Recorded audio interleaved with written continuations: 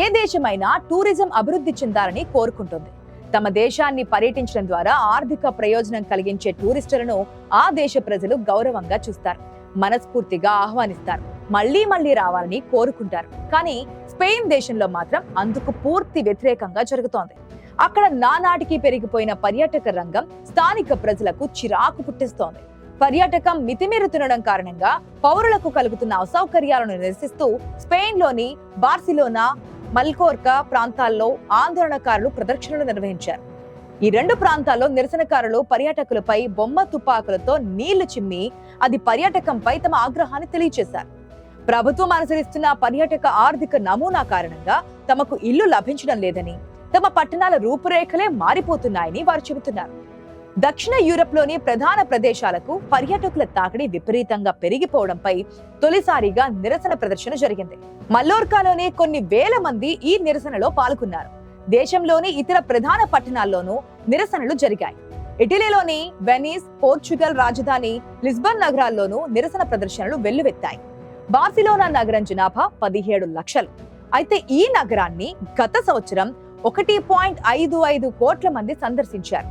నగరంలోని నివాస ప్రదేశాల్లో అపార్ట్మెంట్లను స్వల్పకాలం పాటు పర్యాటకులకే అద్దె ఇచ్చే పరిస్థితి అవధులు దాటింది. ఈ కారణంగా ఇంటి అద్దెలు 30% పెరిగిపోయాయి. దుకాణాలు కూడా పర్యాటకుల సౌకర్యం కోసం తప్ప స్థానికుల కోసం పనిచేయడం లేదు. అందుకే నిరసనకారులు పర్యాటకులను దేశం విడిచి తమ ఇళ్లకు వెళ్లాలంటూ నినాదాలు చేశారు. పర్యాటకులారా ఇంటికి వెళ్లిపోండి వంటి నినాదాలు రాసి ఉన్న ప్లెకార్డులను నిరసనకారులు ప్రదర్శించారు. స్పెయిన్ లో ఇటీవలి కాలంలో గృహ సముదాయం కోరుతూ పౌరుల ప్రదర్శనలు పెరిగాయి. స్పెయిన్ దేశం మొత్తం జనాభా 4.8 కోట్లుగా ఉంటుంది. అయితే 2024 సంవత్సరంలో 9.4 కోట్ల మంది పర్యాటకులు దేశాన్ని సందర్శించారు. చాలా కాలంగా దేశ స్థూల జాతీయోత్పత్తిలో 12% పర్యాటకం నుంచే వస్తోంది. అందుకే ప్రభుత్వం కూడా టూరిజం డెవలప్మెంట్ విషయంలో ప్రత్యేక శ్రద్ధ తీసుకుంటోంది. కానీ అతి సర్వత్రా వర్జయేత్ అన్నట్లే ఎటు చూసినా పర్యాటకులే కనిపించడంతో స్థానిక ప్రజలు ప్రైవసీ కోల్పోతున్న మాట వాస్తవం. ఎక్కడా చోటు లేకుండా వచ్చిన వారు వచ్చినట్లే దిగిపోతుండటంతో స్థానికులకు ఇల్లు కిరాయికి దొరకని పరిస్థితి ఏర్పడుతోంది. వీధుల్లో తిండి పదార్థాలు అమ్మే వాళ్ళు సైతం పర్యాటకులకు అధిక ప్రాధాన్యత ఇస్తున్నటువంటి పరిస్థితి మనకు అక్కడ కనిపిస్తోంది. అధిక ధరలు కూడా వసూలు చేస్తున్నారు. ఆ రేట్లను స్థానికులు కూడా అమలు చేస్తుండటంతో జనం కోపం నశాలానికి చేరిపోయింది. స్పెయిన్ లో జరుగుతున్న పర్యాటక వ్యతిరేక ఉద్యమం అంటే పర్యాటకం వల్ల కలిగే ప్రతికూల ప్రభావాల గురించి ప్రజలు వ్యతిరేకత వ్యక్తం చేయడం అనుకోవాల్సి ఉంటుంది. ఏ దేశంలోనైనా ముఖ్యంగా పర్యాటకం పెరిగే కొద్దీ స్థానిక ప్రజల జీవన వ్యయం కూడా ఆకాశాన్ని అంటుతుందనడం సహజంగా జరుగుతూ ఉంటుంది. విపరీతమైన రద్దీ పెరగడం, పర్యావరణానికి హాని కలగడం వంటి సమస్యలు కూడా తలెత్తుతూ ఉంటాయి. ఈ కారణంగా స్థానికులు పర్యాటకులను వ్యతిరేకిస్తూ ఉద్యమానికి దిగారు. పర్యాటక ప్రాంతాలలో పర్యావరణం దెబ్బతింటోంది. ఎటు చూసినా చెత్త చెదారం పెరగడం, నీటి కాలుష్యం, సహజ వనరులు అధికంగా వినియోగించడం వంటివి జరుగుతూ ఉన్నాయి. అంతేకాదు వివిధ దేశాలు, వివిధ సంస్కృతులకు చెందిన ప్రజల రాకతో స్థానిక సంస్కృతి, జీవన విధానంలో మార్పులు సంభవిస్తుండడం స్థానికులకు ఇబ్బంది కలిగిస్తోంది. ఇది ఒక్క స్పెయిన్ లోనే కాదు, దాదాపు ప్రతి ప్రముఖ పర్యాటక ప్రదేశంలోనూ జరుగుతోంది. ఎటు చూసినా కాలువలతో ఉండే వెనీస్ నగరానికి కూడా ఓవర్ టూరిజం సమస్య తీవ్రంగా ఉంది. పర్యాటకుల సంఖ్య విపరీతంగా పెరగడం వల్ల స్థానికులు ఇబ్బంది పడుతున్నారు. ఇక్కడ కూడా జనం నిరసన వ్యక్తం చేస్తున్నారు.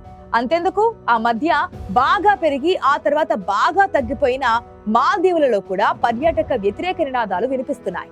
పర్యాటకుల వల్ల పర్యావరణానికి హాని కలుగుతుందని, స్థానిక సంస్కృతి దెబ్బతింటుందని కొందరు భావిస్తున్నారు. అయితే పర్యాటక వ్యతిరేక ఉద్యమాలు పర్యాటక రంగానికి ఒక హెచ్చరిక లాంటిది. పర్యాటకం అభివృద్ధి చెందాలంటే స్థానికుల అవసరాలు, పర్యావరణ పరిరక్షణ, సాంస్కృతిక విలువలను ప్రభుత్వాలు పరిగణలోనికి తీసుకోవాలి. కొండ నాలికకు మందేస్తే ఉన్న నాలిక ఊడిపోవడం కాపాడుకోవాలి. ఇక డేటాను అర్థం చేసుకోవడం ద్వారా ఓవర్ టూరిజాన్ని అర్థం చేసుకోవాల్సి ఉంటుంది. రోమ్లోని ట్రెవి ఫౌంటైన్ అనేది ప్రత్యేకంగా ఉంటుంది. దానికి విజిట్ చేయడానికి జనం ఆసక్తి చూపుతూ ఉంటారు. ప్రతిరోజు అక్కడ భారీగా జనం కనిపిస్తూ ఉంటారు. వెనీస్ లోని పియాజా మార్కో, ఫ్లోరెన్స్ లోని ఉఫిజ్జీ లాంటి ప్రాంతాలు ఎప్పుడూ జనంతో కిటకిటలాడుతూనే కనిపిస్తుంటాయి. బార్సిలోనాలోని సగ్రాడా ఫామిలియా విషయానికొస్తే గనక 2023 సంవత్సరంలో దాదాపుగా 12 మిలియన్ల మంది పర్యాటకులు సందర్శించారు. ఆ సంఖ్య 2024లో మరింత పెరిగింది. దీంతో కేవలం 1.6 మిలియన్ల జనాభా ఉన్న ఆ నగరం విపరీతమైన ఒత్తిడికి గురైంది. నిత్యం ప్రైవసీ లేకుండా వీధులన్నీ సందర్శకులతో నిండిపోవడం పట్ల స్థానికులు అసంతృప్తిగా ఉన్నారు. Hard over tourism, medium over tourism, mild over tourism అని రకరకాలుగా టూరిజంను విభజించారు నిపుణులు.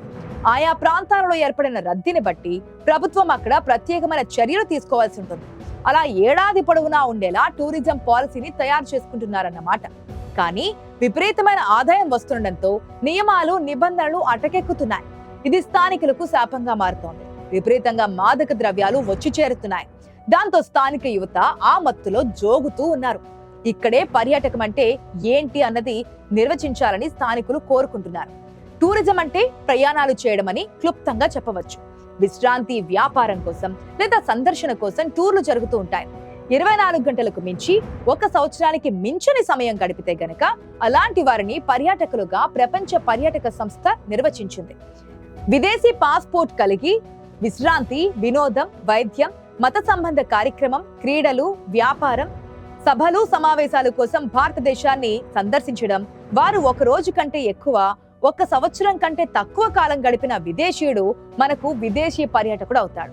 పర్యాటకులకు సలహాలు, సమాచారం అందించడం, పర్యాటకాన్ని నిర్వహించడం, పర్యాటక రంగ కార్యకలాపాలను ప్రోత్సహించడం, అవసరమైన వసతులు అభివృద్ధి చేయడం లాంటివన్నీ కూడా పర్యాటక రంగం విధులుగా ఉంటాయి.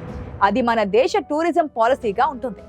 ఏ దేశానికైనా పర్యాటక రంగం ఎంతగానో తోడ్పడుతోంది. మన దేశంలోనూ అంతర్జాతీయ పర్యాటకుల ద్వారా అపారమైన విదేశీ మారక ద్రవ్యం వచ్చి చేరుతోంది. అమెరికా డాలర్లలో చూసుకుంటే కనుక 2019లో 90,058 మిలియన్ డాలర్లు వచ్చాయి. అది 2020లో చూస్తే 6,950 మిలియన్ డాలర్స్ వచ్చాయి. 2001లో 3,198 మిలియన్ డాలర్లు వచ్చింది. ఈ 2 సంవత్సరాల సమయంలో కరోనా మహమ్మారి విజృంభించి లాక్డౌన్లు విధించడంతో తగ్గిపోయిందన్నమాట. ఈ సంవత్సరం కశ్మీర్లో టూరిజం మంచి పీక్ స్టేజ్ కు చేరుకుంది. ముఖ్యంగా స్విట్జర్లాండ్ లోని లంగేర్ను ప్రాంతంలో తలపించే పహల్గామ్ ని మినీ స్విట్జర్లాండ్ అని పిలుస్తారు. పచ్చదనం పరుచుకున్నట్లుగా ఆహ్లాదకరంగా ఉండే ప్రాంతం కావడంతో మన దేశంలోని పర్యాటకులతో పాటు విదేశీయులు కూడా భారీగా తరలి వస్తుంటారు. పహల్గామ్ ఉగ్రదాడితో జమ్మూ కాశ్మీర్ టూరిజంపై తీవ్ర ప్రభావం పడింది. పర్యాటకుల లక్ష్యంగా ముష్కరులు కాల్పులు జరపడంతో ఒక్కసారిగా భయానక వాతావరణం ఏర్పడింది. దాడి జరిగిన కొన్ని గంటల్లోనే కశ్మీర్ టూర్ ను 25% మంది పర్యాటకులు రద్దు చేసుకున్నారు. జమ్మూ కాశ్మీర్ రాష్ట్ర టూరిజం ఒక్కసారిగా చతికిల పడిందనే చెప్పాలి.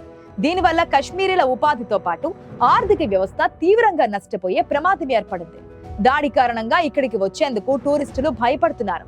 ఇప్పటికే కశ్మీర్ కు బుక్ చేసుకున్న టికెట్లు రద్దు చేసుకున్నారు. ట్రావెల్ టికెట్లు మాత్రమే కాదు, స్థానికంగా హోటళ్లలో వసతి కోసం బుక్ చేసుకునేవి కూడా క్యాన్సిల్ చేసుకున్నారు. నిజానికి కాశ్మీర్ కేంద్రపాలిత ప్రాంతంగా మారినప్పటి నుంచి పర్యాటకుల సంఖ్య క్రమంగా పెరుగుతూ వచ్చింది. టూరిజం అన్నది ప్రతి దేశానికి అవసరమే, కానీ అది మితిమీరినప్పుడు దానిని ప్రభుత్వాలు బ్యాలెన్స్ చేస్తూ ఉండాలి. లేనట్లయితే ఓవర్ క్రౌడింగ్ జరిగి పర్యాటకులకు అసౌకర్యం కలగడంతో పాటు స్థానిక జనం అసంతృప్తికి కారణమవుతోంది. అదే ఇప్పుడు స్పెయిన్, ఆస్ట్రేలియా, న్యూజిలాండ్ దేశాలలో జరుగుతోంది. ఆయా దేశాలలోని సముద్రపు తీరాలన్నీ జనం ఇసుక వేస్తే రాలనంతగా ఉండడంతో స్థానిక జనానికి ఆగ్రహం కలుగుతోంది. అందుకే అన్నారు పెద్దలు, అతి సర్వత్రా వర్జేతరి.